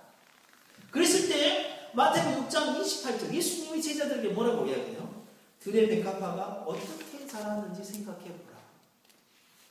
너희들이 하나님과 돈을 경하여서 늘 수 없나니 무엇을 먹을까, 무엇을 입을까, 무엇을 마실까 걱정하지 말아라. 들의 백합화를 보라. 좀 생각 좀 해봐라. 누가 저것들이 저렇게 살았겠냐? 하나님이지 않아요. 그래서 너희는 먼저 그의 나라와 그의 의를 구하고 살아라. 뭐 하는 거야? 생각하라. 생각할 존재가 된 거예요. 누구를? 하나님을. 하나님의 지혜, 하나님의 사역하시는 방법을, 하나님 우리를 창조하신 이유를 생각할 수 있게 됩니다. 누가복음 12장 24절은 뭐래요? 그래서 예수님이 까마귀를 생각하라. 쉬지도 않고 거두지도 아니하라. 생각하라. 그렇게 이야기해요. 17장 32, 33절 롯의 철을 생각하라. 무릇 자기 목숨을 보존하고자 하는 자는 이를 것이. 뭐죠? 롯의 차가 어떻게 했어요? 소돔과 고모라에 두고 온 많은 것들을 생각하고 뒤돌아보다가 소돔 피부에 대해서 죽어버린 자잖아요. 좀 생각해봐라. 그것에 자기 목숨이 있는 것처럼 생각하지만 결국은 잃어버리지 않느냐. 너희들은 어떻게 살아요? 이렇게 하는 거죠. 에베소서 2장에 있죠. 그러므로 생각하라. 너희는 그때 육체로 이방인, 하나님을 믿지 않을 때는 너희는 하나님과 상관없는 사람이었다. 이방인이었다. 그러나 생각해봐라. 이제는 이방인이 아니라 한 식구다. 우리들과 식구가 되라. 지금 일본이에요. 에베소 2장 11절 말씀. 예수께서는 계속 뭐라고 하면 제자들에게 생각하라. 무엇을 가지고 생각하라? 성경을 가지고 생각하라. 하나님의 일하심을 가지고 생각하라. 하나님의 창조를 가지고 생각하라. 타락을 가지고 생각하라. 구속을 가지고 생각하라. 늘 그렇게 말씀하셨다는 거예요. 근데 폴 발레리아는 사람 이렇게 이야기했어요. 생각하는 대로 행동하지 않냐면 행동하는 대로 생각한다. 이게 무슨 말인지 아세요? 생각 없이 행동하는 사람은요, 행동하는 대로 생각한다. 그러니까 일을 저질러 놓고 난 다음에 생각한다는 말이에요. 그러니까 먼저 일을 딱 저질러 놓고 난 다음에 그 다음에 생각하는 거예요. 결국 뭐예요? 생각이라는 것 자체를 아예 못한다.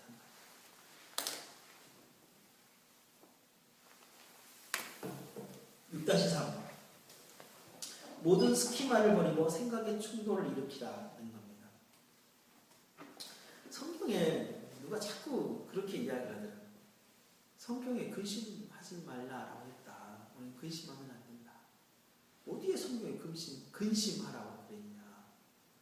성경에 근심하라는 내용이 있는데 왜 그렇게 이야기를 해요? 라고 한 적이 있어요. 그게 여기 고린도후서 7장 10절에 말씀입니다. 근심을 하래요. 우리한테. 읽겠습니다. 시작. 하나님의 뜻대로 하는 근심은 후회할 것이 없는 구원에 이르게 하는 회개에 이르는 것이요 세상 근심은 사망을 이루는 것이라. 근심이 있는데 근심이 한 개가 아니라 몇 개다? 2개다. 근데 우리는 근심하면 무조건 다 나쁜 거라고 생각을 하는 거예요. 아니에요. 근심도 좋은 근심이 있고 구원에 이르게 하는 회개를 이루는 구원에 이르게 하는 회개를 이루는 근심이 있대. 그게 뭐예요? 하나님의 뜻대로 하는 근심이에요. 하나님의 뜻은 어디에 있을까? 라고 고민하는 거예요. 내가 하나님을 위해 어떻게 살지? 로세처럼 생각을 해보고 드레피 백합화를 생각해보고 근심하는 거예요. 저것들은 어떻게 살까? 나는 어떻게 살아야 되지? 근심하는 거예요. 내가 하나님을 위해 나라가 있고 기독교 세계가 있다는데 그렇다면 하나님 나라 백성으로 내가 기독교 세계를 어떻게 가져야 되지? 근심하면서 살아야 되는 거예요. 그게 중요한 거예요. 여기서 스키마라라고 했을 때는요. 스키마라고 했을 때는 우리가 원래 좀 가지고 있는 생각들을 스키마라고 해요. 선입견은 아닙니다. 선입견은 약간 좀 달라요. 근데 스키마는 이미 굳어진 거예요. 굳어진 거. 굳어져 있는 상태의 모습을 스키마라고 해요. 그걸 누가 제일 많이 가지고 있었냐면 유대인들이 정말 많이 가지고 있었어요. 스키마. 그래서 예수님은요. 유대인들을 대할 때 예수님의 방법이 있었어요. 마태복음 5장에 보면요. 살인하지 말라, 간음하지 말라, 맹세하지 말라, 보복하지 말라, 이웃을 사랑하라, 구제하라 이런 이야기를 하잖아. 산상수훈을 통해서. 이때 뭐라고 이야기를 하냐면요. 제자들에게 너희가 들었으나 나는 너희에게 이르노니 이렇게 이야기해요. 너희가 들었으나 나는 너희에게 이렇게 이야기해요. 뭐냐면 살인하지 말라 라고 너희가 들었다. 그러나 나는 너희들에게 이렇게 이야기한다. 이렇게 나는 너희들에게 말한다. 살인은 형제를 라가라고 욕하는 자고 살인이다. 사람을 죽이는 것이 살인이라고 너희는 들었으나 유대인들에게 가르침을 받았으나 나는 너희들에게 이렇게 이야기한다. 형제를 라가라고 욕하는 자가 살인하는 자다. 예수님이 간음하지 말라라고 너희는 들었을 것이다. 그러니까 실제 남자를 가지고 너희들이 간음하는 행위가 간음하는 것이라고 너희는 들었을 것이다. 그러나 나는 너희들에게 말한다. 사람이 음욕을 품는 자마다 간음하는 것이다. 무슨 말인지 알겠죠? 예수님은 계속 제자들에게 이렇게 들었지? 그리고 이렇게 알고 있지? 아니다. 나는 너희들이 이렇게 이야기한다. 무슨 말인지 알겠죠? 우리가 가지고 있는 스키마예요. 그러니까 신앙생활 1년만 하면은요. 먼저 된 권사님, 장로님, 목사님, 그리고 집사님, 그 다음에 믿음의 선배들에게 기도는 이런 거야. 신앙은 이런 거야. 하나님은 이런 거야. 라고 듣는다 이 말이에요. 근데 듣고 난 다음에 그 상태로 그대로 듣고 있는 상태에서 신앙생활을 하다가 예수님 오신 거예요. 너희 믿음의 선배들한테 그렇게 들었지? 나는 너희들 이렇게 이야기한다. 라고 하는 거랑 똑같아요.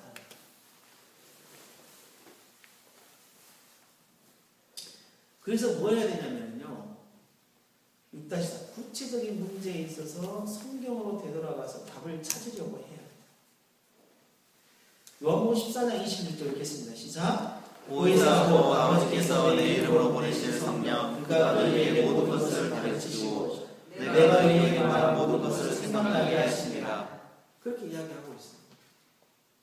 로마서 4장 3절 읽겠습니다. 시작. 성경이 무엇을 말하느냐? 아브라함이 하나님을 믿음에 그것이 그에게 의로 여겨진 바 되었느니라. 이 부분은 무슨 이야기냐면요, 아브라함이 율법으로 의를 얻었냐 믿음으로 의를 얻었냐 이렇게 막 논쟁을 하는 과정 중에 바울이 그 논쟁을 이렇게 펼쳐가는 과정 중에 성경이 뭐라고 이야기하고 있냐, 아브라함이 행위로 의를 얻은 게 아니라 믿음으로 의를 얻었다라고 성경에서 그렇게 이야기하고 있지 않냐. 뭐요? 무슨 문제든지 무엇을 가지고 오는 거야? 성경으로 가져와서 성경에서 답을 찾아보라 이 말이에요. 우리의 가정의 문제, 부부의 문제, 자녀의 문제, 자녀 교육의 문제, 자녀 진로에 대한 문제, 직장에 대한 문제, 그 다음에 관계에 대한 문제, 교회 공동체 안에서의 관계에 대한 문제, 직장에서 안에서의 관계에 대한 문제, 우리들에게 발생하는 수많은 문제들을 어디로 끌고 와? 성경으로 끌고 와서 성경이 뭐라고 이야기하냐. 좀 이렇게 질문을 던지면서 성경으로 좀 이것을 답을 찾아내야 해. 그래야 기독교 세계관, 여기에 성경적 세계관이 가질 수 있다 이 말이에요. 그래야. 관계 문제 딱 발생하니까 우리 대체적으로 어떻게 해요? 그동안 잘 풀었던 세상의 많은 방법들을 가져오죠. 그래서 그 방법을 가지고 그 문제를 풀어내버리잖아요. 그러잖아요. 근데 그 방법이 틀렸다 할 수가 없어요, 다. 왜요? 그게 하나님이 만들어 놓으신 성경에서 나온 것들도 있기 때문이에요. 연관성이 있기 때문에. 그러나 세상의 방법에서 취하여서 성경과 맞아떨어진 것을 취하면 늘 좋죠. 근데 그러지 않잖아요.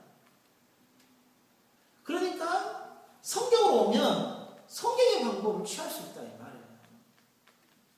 그게 훨씬 나을 거예요. 그게. 그래야 돼요.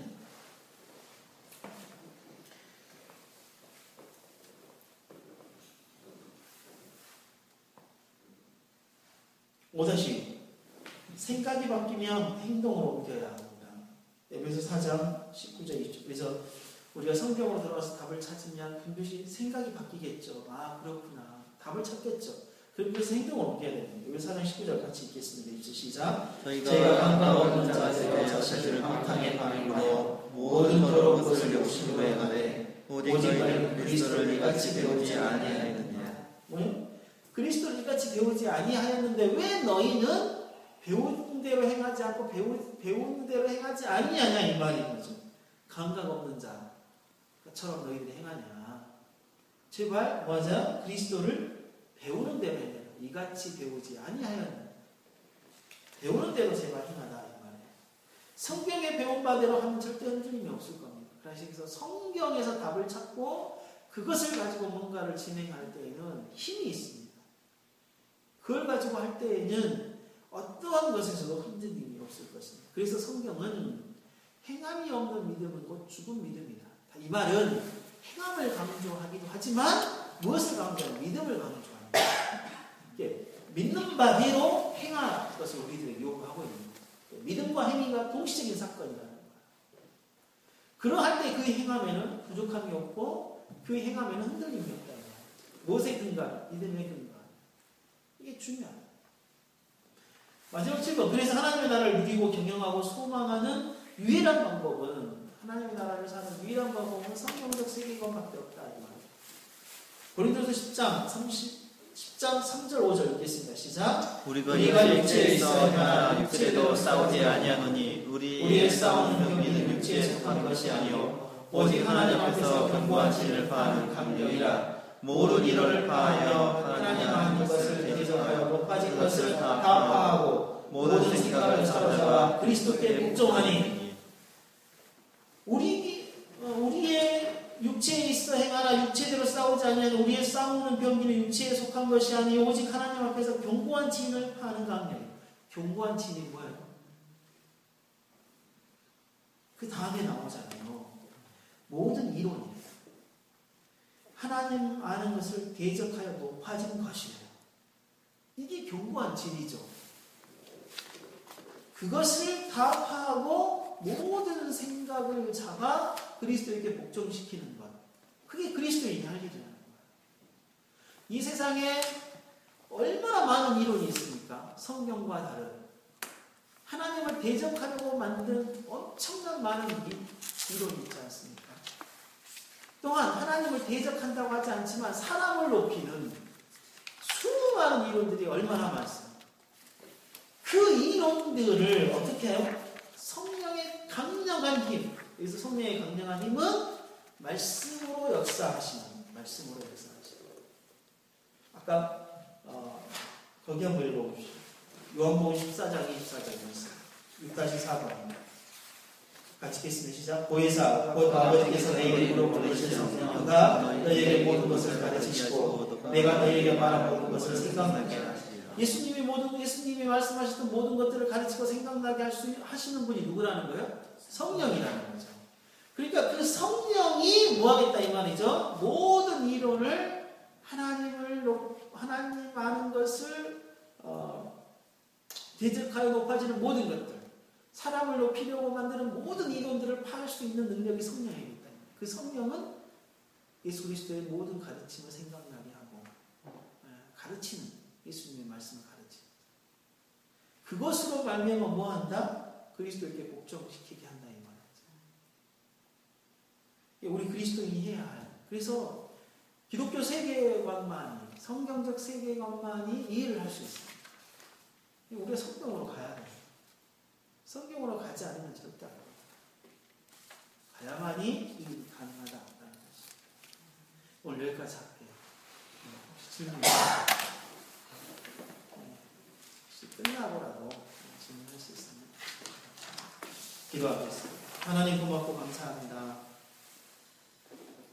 기독교 세계관이 무엇인지 배우게 하시고 알게 하시니 감사합니다.